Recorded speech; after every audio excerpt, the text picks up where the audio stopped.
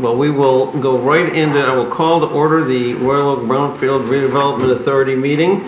And because it's a new meeting, we got to introduce ourselves again. We'll start down there. Good evening, Ann Beakey. Charlene Douglas, City Commissioner. Tim Twain, Director of Community Development. Nick Gurchowski, Assistant City Attorney. Mike Fournier, Mayor. Woody Contino. And I'm Gary Casada, the chair. So, we've called to order. There's a public comment. I suppose that we will go right into that. Is there anybody here who would like to make a public comment to the Brownfield Redevelopment Authority who is not the petitioner? All right, seeing none, I'm going to close the public comment. We'll go right to new business. This is a Brownfield Plan and Reimbursement Agreement for 230 East Harrison. Mr. Twain. You may recall that this property was in front of you. It actually went all the way to the City Commission and received approval in September of last year for a rezoning to a PUD from mixed use 2 to allow 32 dwelling units on site. So you've seen the development previously. It's been through the approval process. The petitioner, as indicated, is proposing to demo everything that's there. They have submitted a brownfield plan pursuant to Act 381. The petitioners determined that it's an eligible property and under the definition of a facility. They have included eligible costs, and we've summarized those activities and costs on page 2 of the cover memo. You will see that they're estimating their eligible activity and costs at some $737,063. That does include a contingency of 15% for the items listed as department-specific activities and the demolition. The other work plan exempt activities and the Brownfield Plan Act 31 work plan are not part of that contingency. They are proposing a 0.75 interest rate, which would accumulate at the end of each year if the plan's approved, and they're estimating that at some $30,760. The plan also calls for an annual fee of $1,000 to be retained by the city for administrative costs. So each year we would deduct that from their tax capture under the brownfield. You will see on page 4 at the top there's an estimate of the captured value, and that's the difference between the current taxable value of the parcel, which is listed at $210,560, against what they're estimating it'll be the taxable value at the end of $2.2 million. So their estimated captured value is $1.989 million. Based on the current millage rates, they're estimating somewhere in the neighborhood of $50,000 annually in captured tax increments that can be applied against the capture. Out of that, we would deduct the $1,000, and so there would be some $49,000 to reimburse them on an annual basis, assuming those numbers are correct. As you know, millage rates change, the taxable value would change from year to year, so it won't stay at a level amount. But they did provide a summary table in the back of the plan and throughout the plan. They are proposing that the plan be in effect for some 13 years. Most of the TIF reimbursement, brownfield reimbursements that we've approved in the past have been limited to 10 years. They do have the ability to come and ask for an extension at that point, but most have been approved at a 10-year period. The statute allows the plans to run over some 35 years. They're estimating they'll need 13 to get reimbursed. What else I want to cover?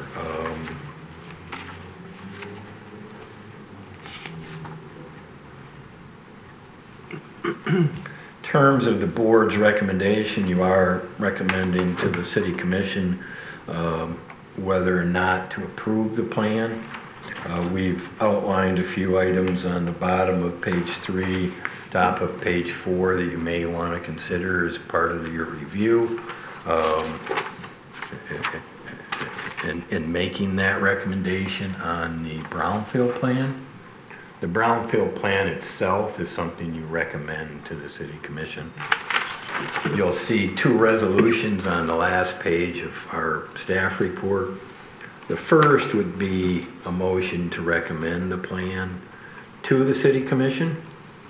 The second one would be a separate motion where you would actually approve the reimbursement agreement with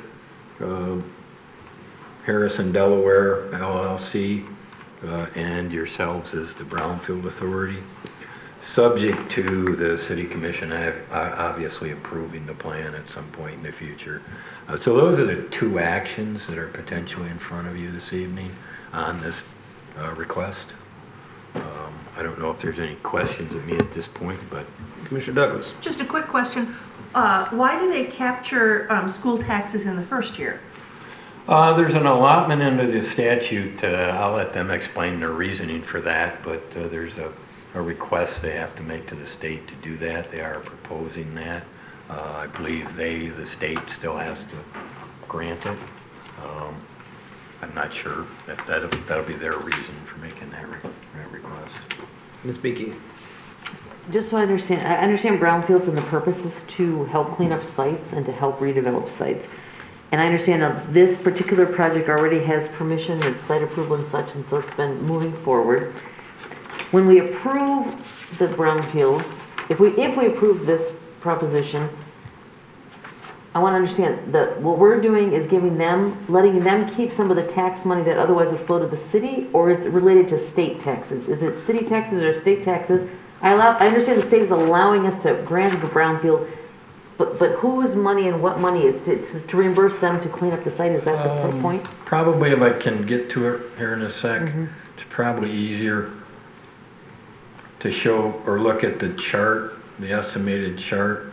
There are millage levies, whether it's the county, the city, that are eligible for capture if the brownfield plan's approved.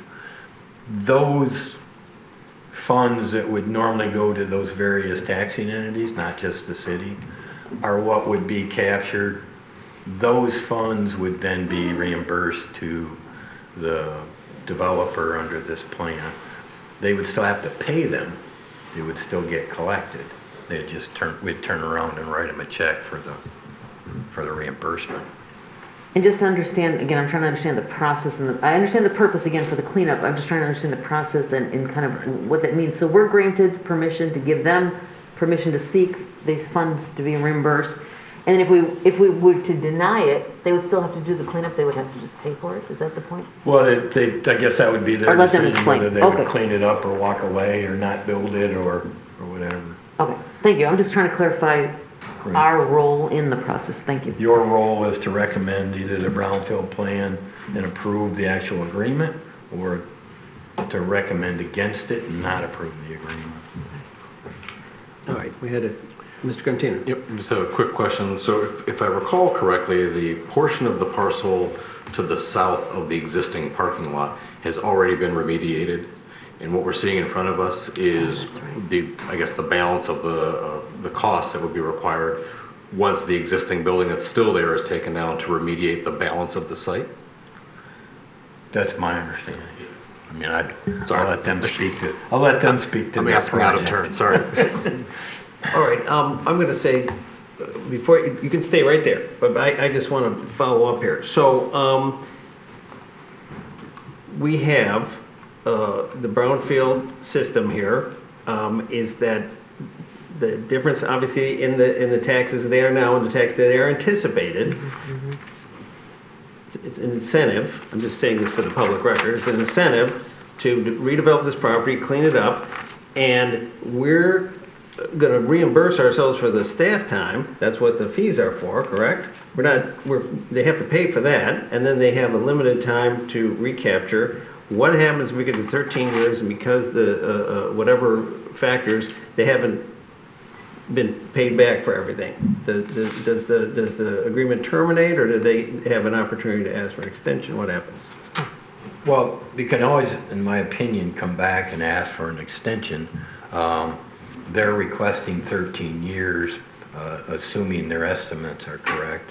Staff is simply indicating that you've normally approved it at a 10-year period, with all the prior ones, which I believe there's 14 or so brownfield reimbursement agreements out there, and it's just staying consistent with that, under the idea that at that point you have an opportunity to look at it again and say yes or no at 10 years out versus just going the whole length.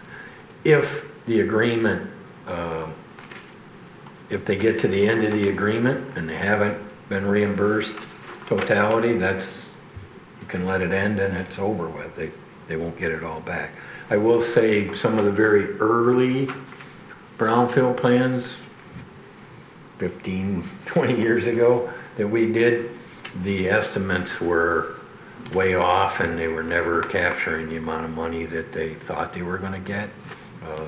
So rather than getting $10,000 a year, they might get $1,200. So they get what's captured. Right. Only what's generated. Okay, two more quick questions. Has staff looked at the list of expenses, the eligible expenses on page 2, and did you have any opinion on that, or is that something for us? Well, I mean, staff's looked at them. They're consistent with what we've seen listed as items before. From a procedural standpoint, if this plan gets approved, when they request reimbursement in 2025, they will be required to submit actual expenditures to show that they actually did this work, and then that'll become the actual number. Okay, understand that. Last question. If we decide to recommend the brownfield, then we'll also have the option to say, okay, we're going to just approve the draft agreement here. And my question is, who wrote the agreement? Well, the agreement is a standard template agreement, simply changing the legal description of it, potentially the project name of it. It was written by city staff with the city attorney at the time that we wrote it.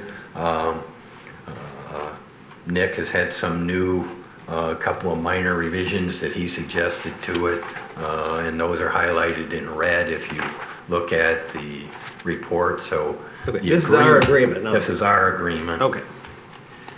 All right, those are my questions. All right, any other questions for Mr. Twing before we turn to the petitioner? All right. Please introduce yourself, both of you, and tell us why you're entitled to the relief that you seek. Absolutely. My name is Lawrence Mayo. I'm the developer for the project, and this is Elizabeth, the environmental consultant. Yep. I'm Elizabeth Mastering with PM Environmental. First, I just want to say I appreciate your guys' time and consideration of this. The one thing that I just wanted to mention is, I'm sure you guys are aware now, just generally it's challenging with rising costs and inflation, just in the construction industry in general. So these additional costs required to do the proper due care requirements to remediate the site and install the appropriate vapor mitigation are just adding on top of that. So this approval would be really instrumental for us to bring this project to fruition. And so I guess to also just address some of the questions that were asked, I'm going to try and hit all of them. So the first one had been, as it relates to the small portion that is capturable via school taxes, statutorily speaking, they're considered work plan exempt activities because they are meant to be the assessment work that occurs to properly estimate and plan out how then the department-specific activities will be undertaken. So they put them in a separate category that can be approved under statute that way, separate from the remainder. As far as the taxes that are proposed to be captured, we've left the school taxes largely alone, and so it is essentially city and county millages, with the exception of anything going towards debt, as that is not eligible to be captured. So that makes up the portion of the increment we would be seeking. The portion that is not those millage rates, which are broken out in that table, would see the full increase, assuming the project goes forward and is successful. As far as the department-specific activities, those were cost estimates that we had provided. We do a lot of work throughout the state. I also, for point of reference for you guys, when Eagle's consultant had done the work in the southern portion of the property, they itemized those cost estimates, and it's relatively in line with what they had budgeted at the time. And they had done that work, I believe, between 2020 and 2021. And I believe you had asked the question, when Eagle was out there, they did partially remediate the site. They were not able to fully remediate under the existing building and part of the parking lot. The intent was to wait for somebody to hopefully come along and redevelop the site, and when that building came down, that the soils underneath there could be addressed. So this plan contemplates some limited contaminated soil removal in that area, the management of groundwater that becomes contaminated either during large rain events or just during construction activities, and making sure that gets trucked to a water treatment facility and cleaned and discharged into the sewer system properly. It also includes cost estimates associated with the vapor mitigation system, which is essentially like a vapor barrier in the enclosed spaces of the first story of the proposed building. Contamination is at Eagle screening levels that would warrant a potential concern for vapor intrusion and going into a future building, especially when those vapors are encased in an enclosed space. So we are proposing that they install a vapor mitigation system in there as well. As far as the utilities that will run through the site, we've also included estimates for the proper chemically resistant, like gasketing, for those utilities running throughout the property. All right, are there questions for the petitioner? Ms. Beakey? This might be not directly related to the brownfield, but I'm curious because I'm asking the question about embedded energy in the building that's on the site now, and I'm also, just for the record, stating to developers, it would be nice when you can retain a historic structure and incorporate it into your new building. What will happen to the materials from the building that's going to be removed?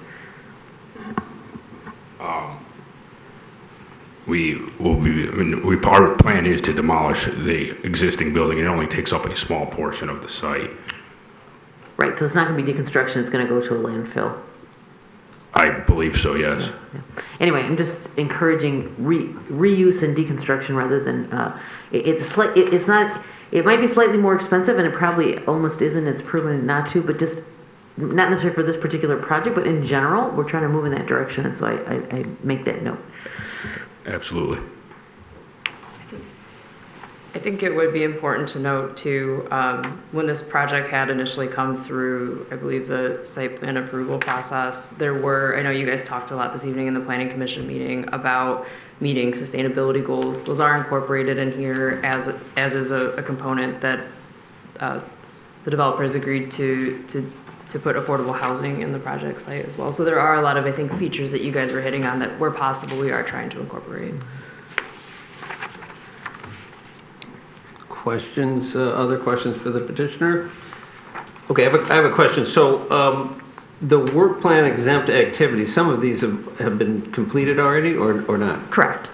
Okay, and go ahead. The phase 1 and phase 2 and BEA have been completed, and then the due care planning is essentially the report that you put together. So when contractors are working on the site, they need to know that they're dealing on a site that's contaminated. So it's making sure they understand and have the proper PPE when they're doing the work. So that's the due care plan that would eventually be executed. And you do one pre-construction and then post-construction on how to now manage the site once like mitigation system is in place, and the soils are removed and capped. All right, and then the rest, the department-specific activities, demolition, obviously it's still there, work plan, those things are yet to be accomplished. Correct. All right. Other questions for the petitioners? All right, is there a motion regarding this proposed plan? Actually, I have a question. Go ahead. Mr. Twing, of all the brownfields, you said we typically left it to 10 years. How many have actually reapplied? And, you mentioned the early ones never made it to that 10-year just because of, the predictive dynamics. Are the ones recently, I guess what I'm coming down to is I know we typically said 10, but if we know it's going to be 13, you know what I mean? Like Could be shorter. Yeah, it could be shorter, which is great. Everybody's happy. Right. Or could be longer. If the I don't estimates, recall anyone that's asked for an extension. okay. And I would just say, this agreement says 10 and 5 years for the revolving fund, which is a different story. So that's what the agreement says. Mr. Chair, and just so the board's aware that the agreement was just set for 10 because that was the recommendation, but obviously if you choose a different time period, we'll amend the agreement to reflect whatever time period this board sets. And it is probably significant to note that there is a 5-year capture back to the city for the revolving remediation revolving fund as part of that agreement too. So that's a 5-year benefit to the city, back to the revolving fund for you. But yeah, I had that highlighted right here that if, depending on your motion for years, and if they wanted to ask for an extension, they would have to reapply and come back before this board for that extension to be approved by this board. In 9 years. Or whatever time period you decide on. Okay, and just so we're clear, the petitioner is asking for 13 years, correct? Correct. That's correct. Okay. So, is there further discussion? My feeling is that, I'm just popping off here. My feeling is if they successfully build this project and it's, the taxes are increased, I would say we should, I would be in favor of granting the 13 years. So, 3 years, it's 3 years, but I would be in favor of that. I think there's a highly, sorry, Chair. Did somebody raise their hand? Well, I started speaking without raising my hand. Maybe a little explanation on the 10-year from an administrative standpoint. We kind of set it that with some of the older brownfields so that we didn't have to track one was 12 years, one was 15, one was 10, one was 25. It just was they were all 10. And so whenever they started, we knew they were up in that period of time. So it's purely kind of a selfish tracking. So What Tim's saying is he's retiring within the next 10 years. He's not here now. Big of him to admit that. anyway, so Today, though, do we have fewer? there's no magic to it. Do we have fewer now than we used to, though? Because I think when the brownfields first opened, there was kind of a rush to it, but now. The Kroger site out at 12 and Stevenson was on, and I believe they're off now because they generated a lot more than they estimated, cleaned it up quick. I believe the Northwood Shopping Center is off as well. There's been one or two others that we've taken off that have been paid off. Yes, I'm trying to follow the rules. Usually I'm the one enforcing them, so it's challenging for me. Let me just add that. I don't have a problem. I appreciate Mr. Twing's explanation. I think, making someone come back in 10 years or whatever, if they think it's 13, we should be targeting a reasonable estimate. And, things go unfortunate for everybody and it takes 14, they can come back and apply. I feel it's highly likely that they'll capture that as the current trend is quicker. And so it would be a moot point, but why not give that runway if it doesn't, you know what I mean, harm, the position of the city and prevents a reapplication and readministration. I mean, engineers, everybody, they call it lawyers, they all cost money. And, Mr. Casada, if he's still on the planning, he costs a lot of money here. The amount of value we get out of his chairmanship is just exceptionally high. And In so- kind. Okay, with that, are there other, by the way, I just recently had a client with a brownfield, and their estimates were right on the money, and so it was good for them in a different city. So it can happen both ways. Yep. Yeah, so, all right. Is there a motion? I will move to recommend approval to the city commission for this brownfield plan. And at 13? how For a many period of- years? As stated in the staff report, at the 13 years requested by the Mr. Chair, if I may make a humble Yes. recommendation, Yes. you might want to make two separate motions, one for the recommendation to the commission, city commission, and then two for the actual agreement. And then, if I may, with the agreement to be amended to reflect the appropriate years. So it might be appropriate to do two separate motions. Well, is that? That was staff's intent. You've Yeah. got two motions. And We're that, looking that for would be two. the proper To procedure. put the years in the second motion. Correct, Correct. because the first motion is just a recommendation to The commission. the commission to adopt the brownfield plan. Okay. That's just the plan, and then the second one is, The actual which agreement. this board has the authority to do, is adopt the actual agreement, the reimbursement agreement, which they get reimbursed once they provide proof that they've had expended money for eligible activities. They can't get it back for ineligible activities. So that's the purpose of the agreement, to make sure that only eligible activities are reimbursed. Okay. All right. Try So again. I will restate my motion to recommend approval of the brownfield redevelopment plan to the city commission. And I second. Second by Ms. Beaky. Is there further discussion on the motion? All right, seeing none, I'm going to call for a voice vote. All in favor say aye. Aye. Any opposed? None. Motion passed unanimously. Congratulations for that. And now, is there a second motion, since you're already hot, on the agreement? I will move to approve the brownfield redevelopment plan agreement with an amendment to the term, making it 13 years as requested by the applicant. Is there a second? Second. Second by Commissioner Douglas. Any further discussion on this motion? All right, seeing none, I'll call for the voice vote. All in favor, say aye. Aye. Any opposed? No. Congratulations. Good luck to you. Good luck. We look forward to seeing the building. I don't envy the task.